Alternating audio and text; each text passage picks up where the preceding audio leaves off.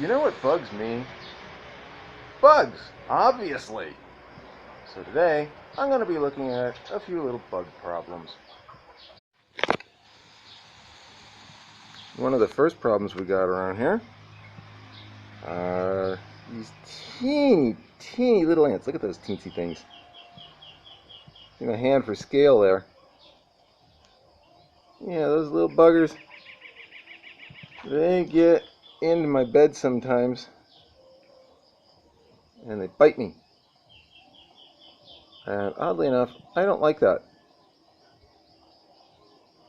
They also get into the food. Remember the episode where I had the ants in my tea? This is them. Next up are the fire ants. The red ones, the mean ones that bite with the very painful bite. Injects the poison.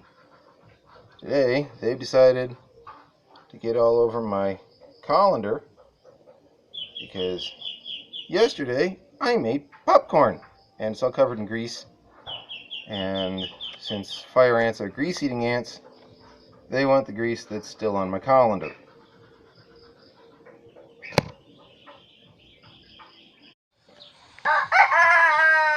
The third kind of ant we have around here are also red ants, but they're larger.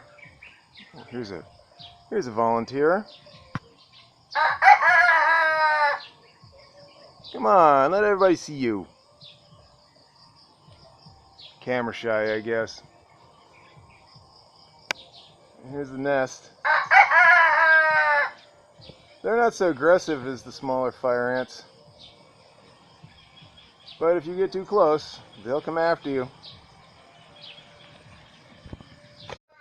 Now, I've got two primary ways of taking care of the ants.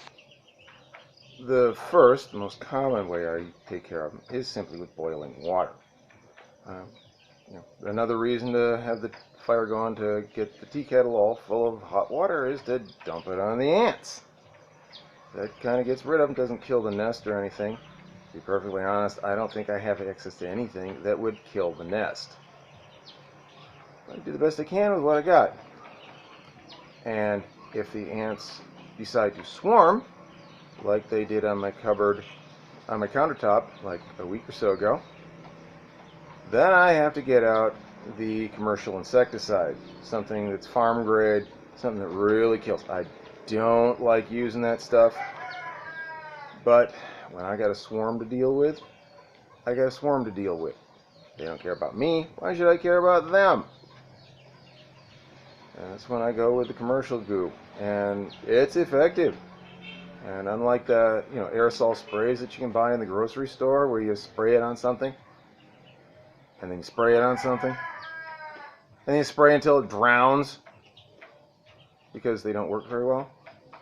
When you go with the farm grade stuff, you can see them dying.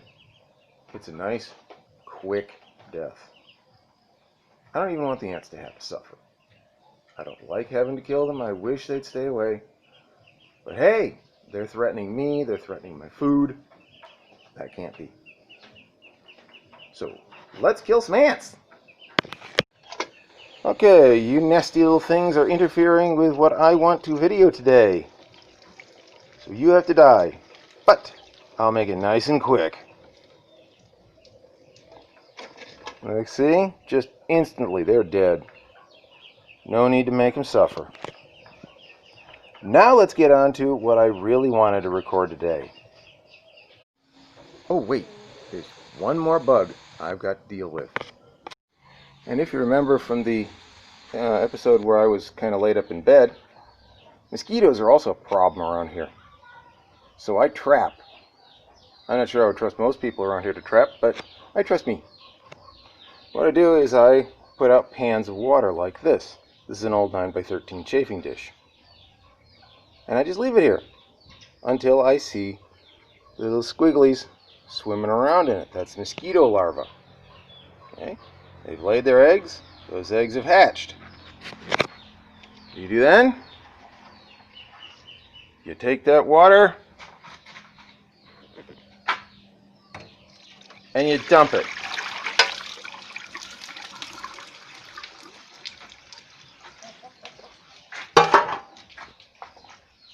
back, put a little water in it again to attract the mosquitoes.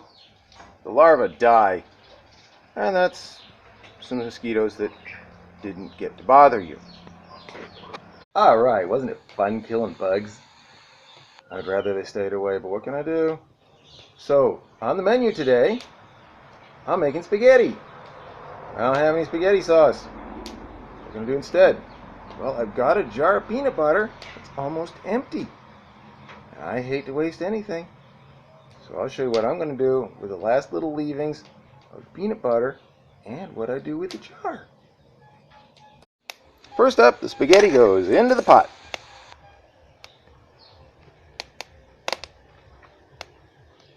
This is the only pot I've got. So I have to wait for the stuff at this end to melt a little bit. Then I can start shoving it in. Back in a minute. Alright. I've checked the spaghetti and it seems to be done. So, look out, Mama. Don't want to get boiling spaghetti on your kids. Into the colander. Blop. Note that the colander, whoops, oh crud. Hang on, I dropped my hot pad. Note that the colander is in a bowl, because I want to catch that hot starchy water. Don't forget, I have to carry all my water. If I can make the water do double duty, that's less water I have to carry. You'll see why soon. I buy my peanut butter from a local entrepreneur who produces natural peanut butter. Whoops, mostly. It's not 100% natural. I mean, it doesn't have any emulsifiers or preservatives or anything like that. But the Philippine people, just scraping it out of here, by the way. The Philippine people tend to have a bit of a sweet tooth.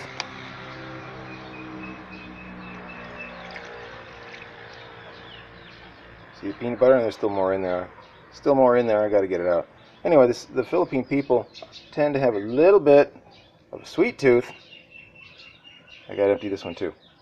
And they put so much sugar in it, into my peanut butter, that when I want a peanut butter and jelly sandwich, I don't bother with the jelly because there's already that much sugar in it. But hey, at least it's otherwise all natural peanut butter. A little bit of salt, way too much sugar, separates just like all natural peanut butter should. And other than the way too sweet, tastes pretty good. Let's make the sauce. Okay, got the two peanut butter jars cleaned out.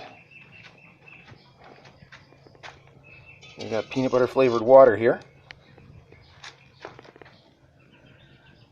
Next up, a little bit of sea salt. Easy does it. And of course, a bouillon cube. Okay, I find this stuff works best with a little touch of heat. This is my hot pepper plant. Let's see. Oh, here we go.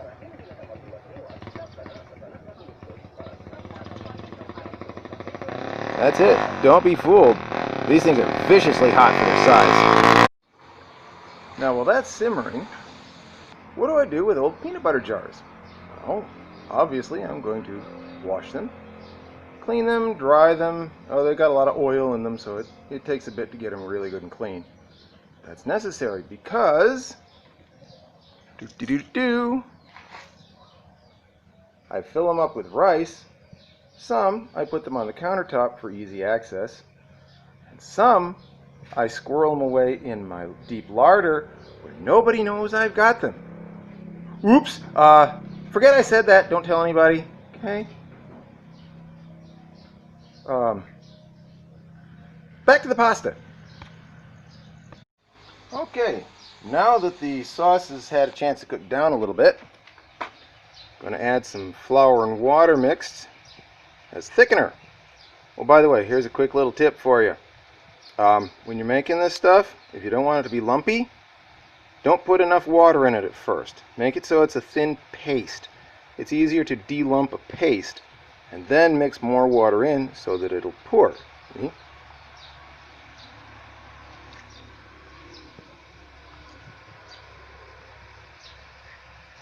That'll get thick and gooey real fast. See how quick that got thick?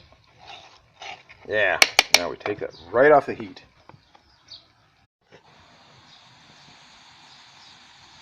And right onto the pasta. Okay, it tastes better than it looks. Now remember I said I was saving that water? Well, this is why. It's going into the chicken garbage. There's lots of nutrition in that starchy water. And there's water in that water. And remember, I have to pump and carry every drop. So I'm going to reuse it where I can. Now we come to the taste test. Came out a little thicker than I was expecting. Guess I could have watered it down just a touch. Ooh, ah. Mmm. Mmm. Mmm. Mmm. Hey, just a pinch shy on the peanut butter, but I used all I had. You know, that's all you got. That's all you got. Woo. Ah. Mmm. Mmm. Mmm. Yeah, that one teensy weensy little pepper, boy, gives it a kick. I like the taste of the Szechuan peppers the best. Some people don't realize that different peppers have different tastes. I don't like the taste of the habanero peppers. I know they're real popular in Mexican cooking. I just prefer the taste of the Asian Szechuan peppers. Ah. See? Come here, you.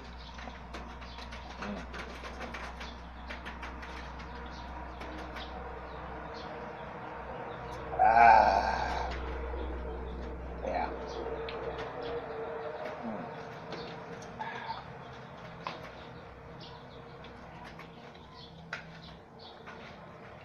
So that's another austere recipe. Give it a try sometime. See what you think.